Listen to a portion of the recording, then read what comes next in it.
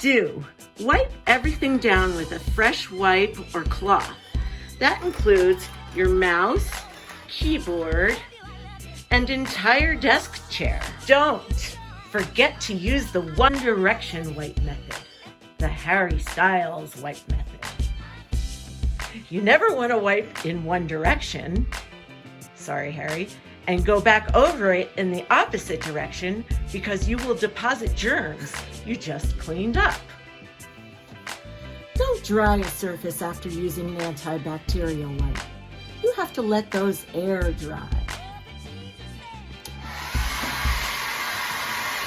No.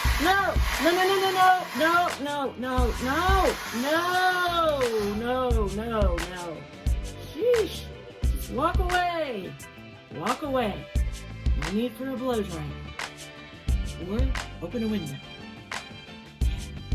Don't dry a surface after using it. You really need to focus on those fingertips.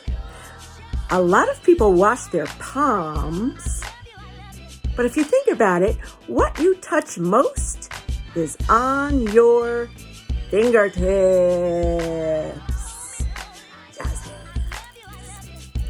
Do rub your hands together with soap for at least 20 seconds. Try singing Happy Birthday or the alphabet song whilst washing. Hitting this time mark is essential. A, B, C, D, E, F, G. Gee, I really like the way you wash those hands. Don't forget to fully dry your hands. Wet hands spread germs easier than when they are dry. Woohoo!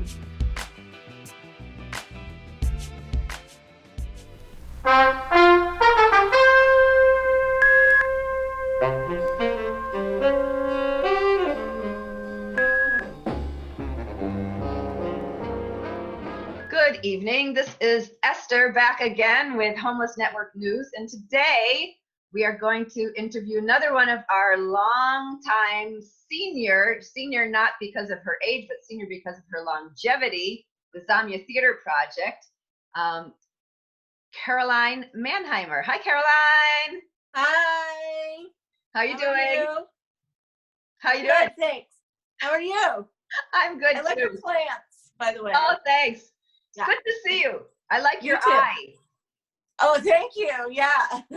It's a painting I'm working on for the last 4 years. Oh, Caroline, can you tell us briefly how you got involved with zAmya? That was, 2009. And I was living in an apartment building that another friend of mine was living in. And she came and knocked on my door one night and said, I'm going to audition for this theater thing. She's like, but I'm not really artistic, but I know you are. So do you want to come? And I thought, I had been in many bands for a lot of years, but back in New Jersey, and I didn't really have sort of a community, an art or music community here. So I jumped at the chance. I said, sure. And my daughter was 4. And I, of course, didn't have babysitters, so I took her with me, and we all went down to the basement of some church. And Maren was there and said, you have 15 minutes to write a little piece on a moment in your life that was sort of transcending. I don't know if that's the word she used, but, a pivotal moment in your life. So I wrote about,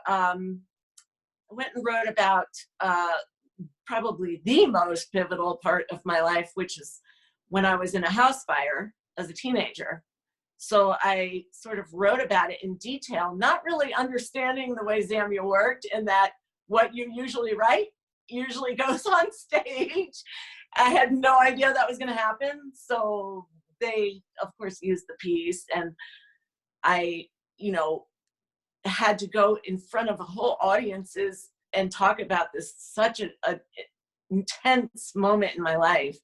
And it was rough because I had stage fright, and then talking about something so incredibly emotional, was hard. But once I got through it, it was like going through like 20 years of therapy. I was in the audience for that show. I wasn't in that show. I did work on that show, and I was in the audience, and I recall seeing you for the first time. Wow. And I recall your performance. Oh gosh. And I'm really moved by how much you have grown as a performer and as an artist since you started working with zAmya. Not that that was a bad performance, but you have blossomed through your constant working with zAmya. Exactly. Constant consistent. It's awesome. It's really, really awesome. I owe so much to zAmya for just helping my self-confidence in a time in my life where it wasn't even low self-esteem, it was no self-esteem, you know? So when I say stuff like zAmya saved my life, it sounds corny, but it really did in a lot of ways. So I wonder if specific to these strange times that we're in, could you say, I know, because I know you, I know that you are considered high risk for COVID-19. And I'm wondering if you could just say a few words about what that is like in this time in your home and with your daughter. Well, it just reinforces how grateful I am to have a house.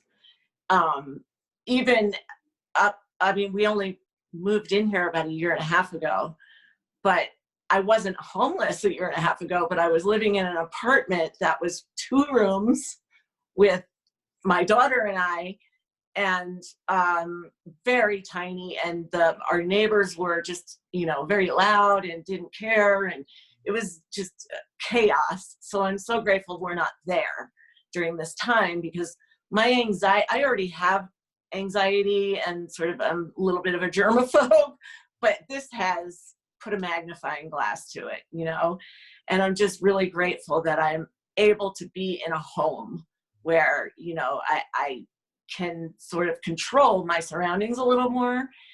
But I've also had experiences where I've gone to the store early on.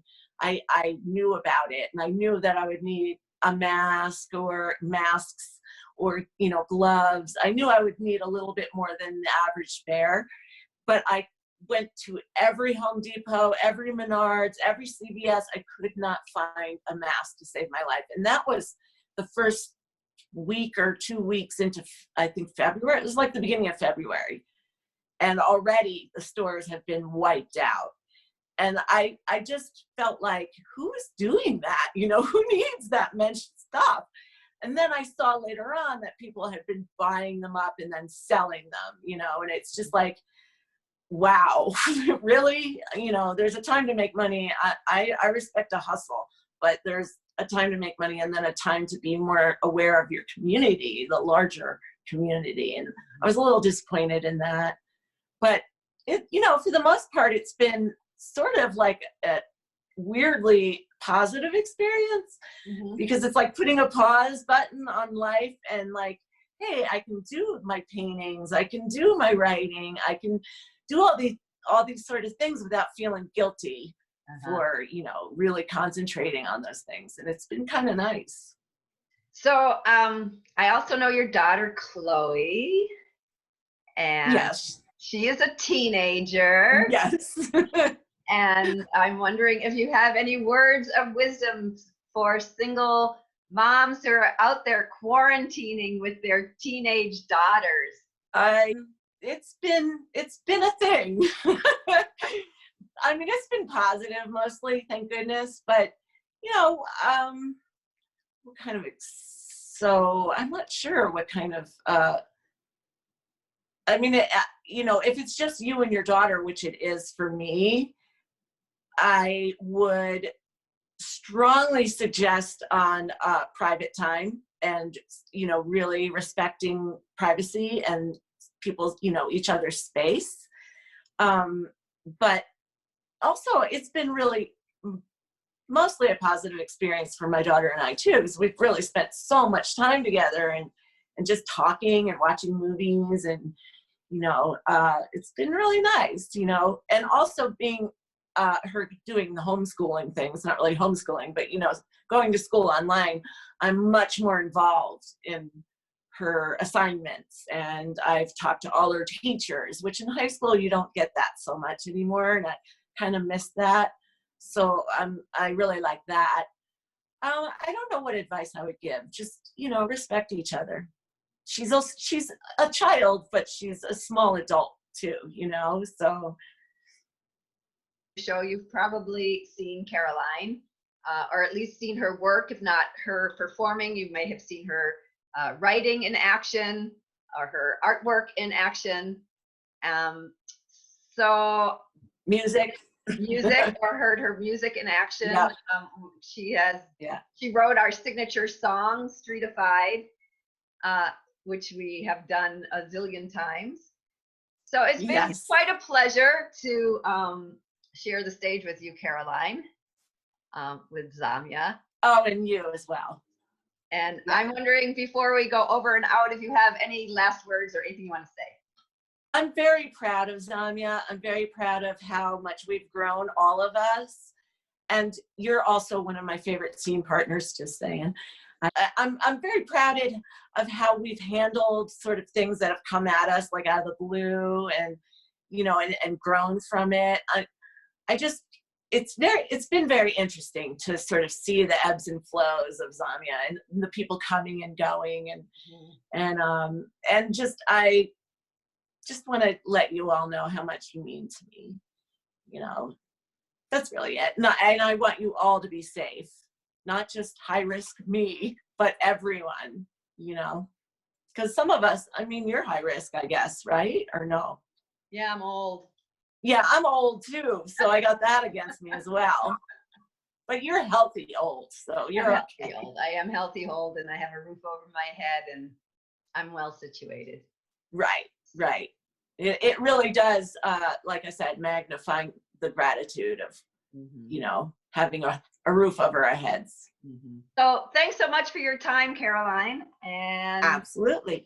This is Esther Ure, over and out.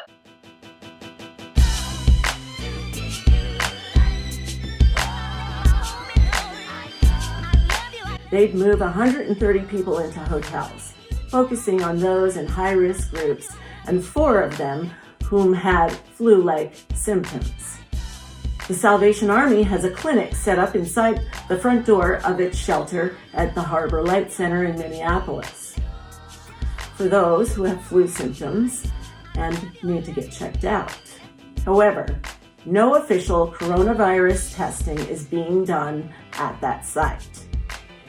If it is determined that a resident needs further testing, they are sent over to county health officials.